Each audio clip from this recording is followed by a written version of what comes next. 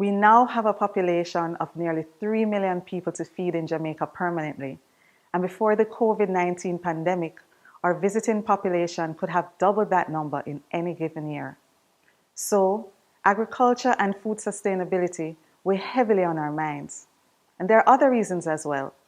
1 in 2 Jamaicans aged 15 years and over are overweight or obese. Almost 1 in every 10 Jamaicans consume excess salt or sodium. More than 70% of our population have inefficient resources or access to safe, adequate, or nutritious food. Most participants in the 2017 study from where I quote these figures were affected by stress, financial constraints, and inaccessibility of healthy options. Another study done in conjunction with the WHO and UNDP estimates our economy will lose $77.1 billion between 2017 and 2032 from the costs of cardiovascular disease and diabetes. And to add fuel to the fire, the media promotes unhealthy fast food, especially to our children. Our appetite for foreign-produced unhealthy snacks is astronomical. We have some intricate problems producing fresh, quality produce consistently, and climate change is making this target harder to reach. With this pandemic, our food security has never been more important. The time to eat locally produced commodities is now.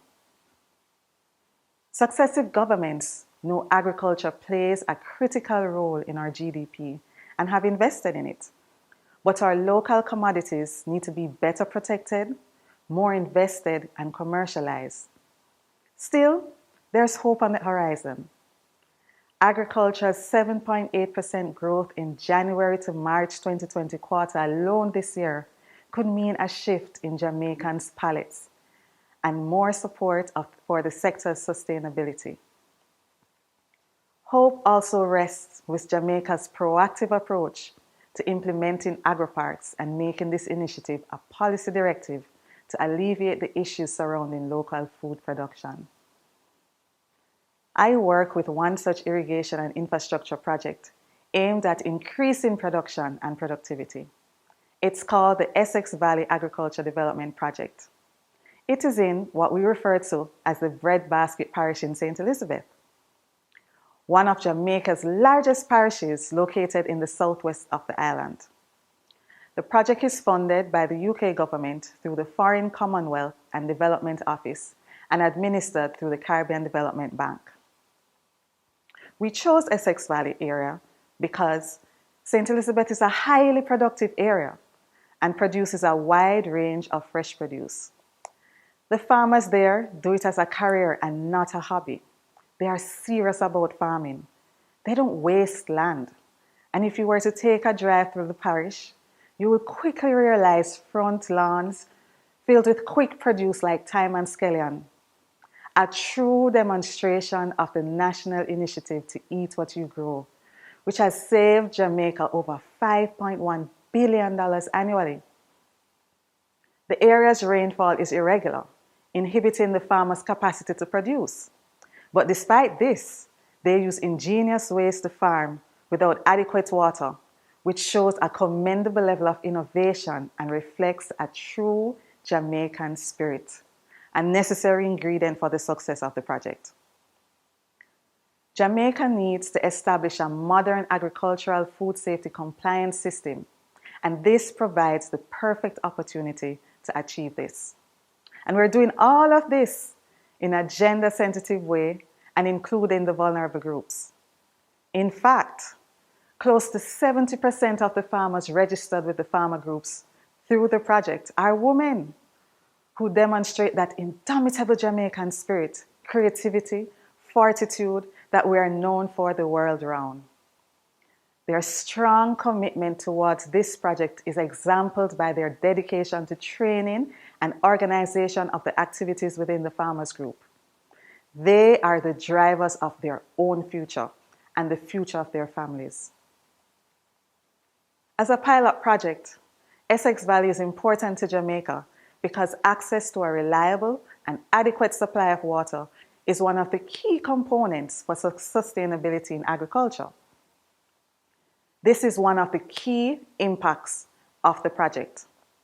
The project's success will demonstrate the importance of public-private partnership to have sustainable intervention in this space. And that's not all. In years gone by, agricultural issues have hurt the nation economically. We couldn't access international markets because we did not have a local agricultural food safety compliance standard. We had to fix that. So we implemented the Global Good Agricultural Practices, Global GAP, and have deployed it within this project and successive projects. Global GAP is an agricultural food safety standard, the most recognized agricultural certification in the world. It's working well so far, and we want it sustained. So we are looking at ways to reduce the costs to individual farmers and groups.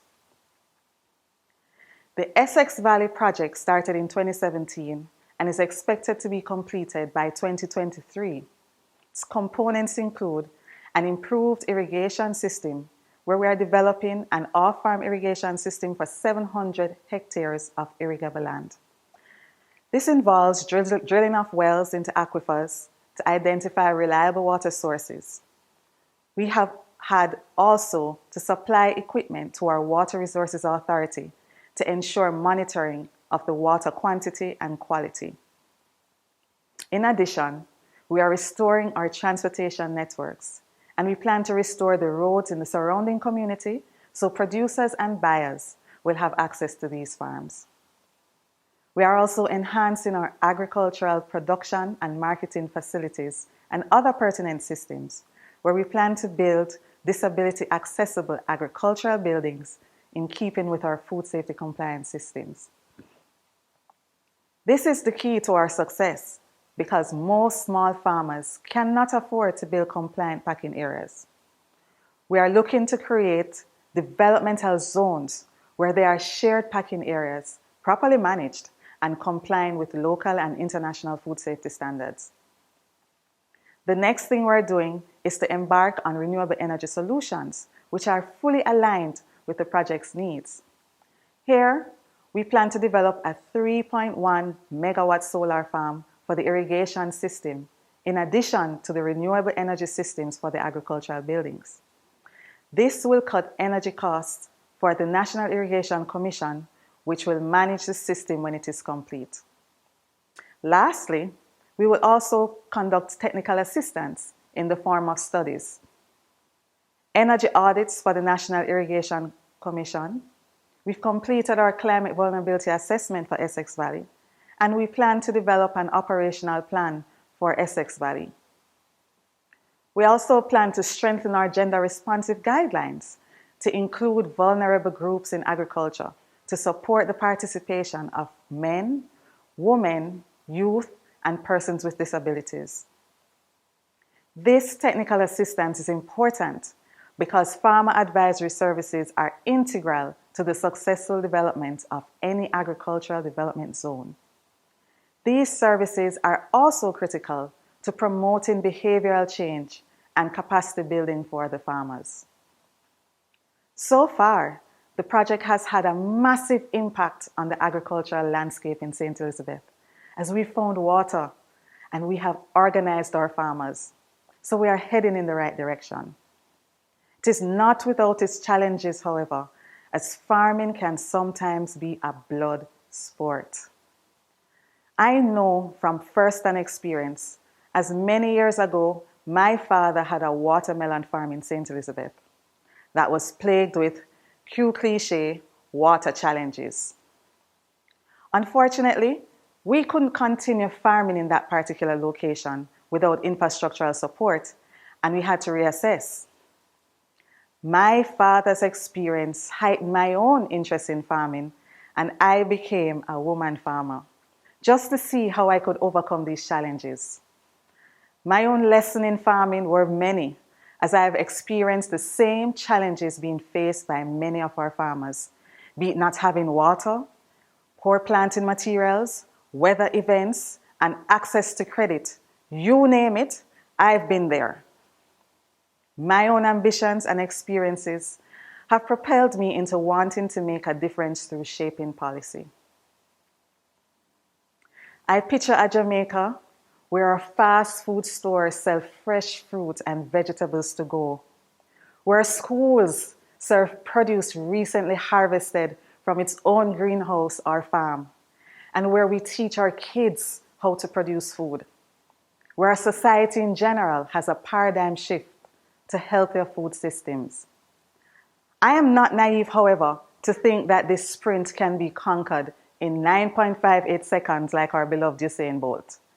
This is a more long-distance race with hurdles to overcome, such as inefficient production practices, weak market linkages, high energy costs, water deficiency, climate change, and access to agricultural credit.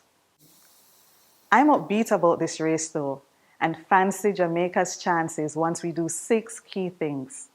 The first key is to innovate by investing more research into healthy value-added items and commercially scaling their manufacture.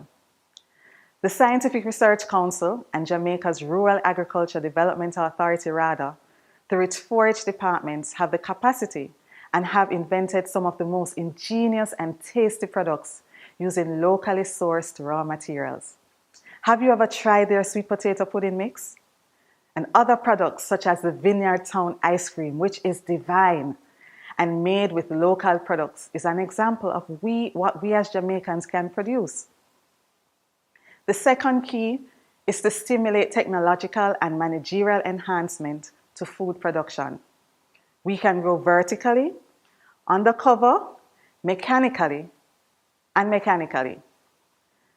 No doubt, the sector would benefit from subsidization of agricultural inputs, which will in turn stimulate the national economy. The third key is to improve logistics and storage, thereby increasing the range and seasonality of foods. The fourth key is to intercrop local fruits and vegetables within orchards across the island. This will reduce our importation of fresh fruits and promote agritourism, so tourists can explore at the community level true Jamaican food.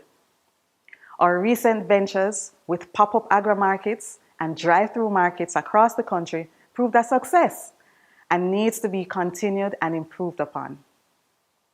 The fifth key is that we need to broaden our transportation network to improve access to remote rural areas, thereby facilitating collaboration between sellers and buyers of healthy food. This will no doubt have the knock-on effect of reducing food price and volatility and food losses during transportation.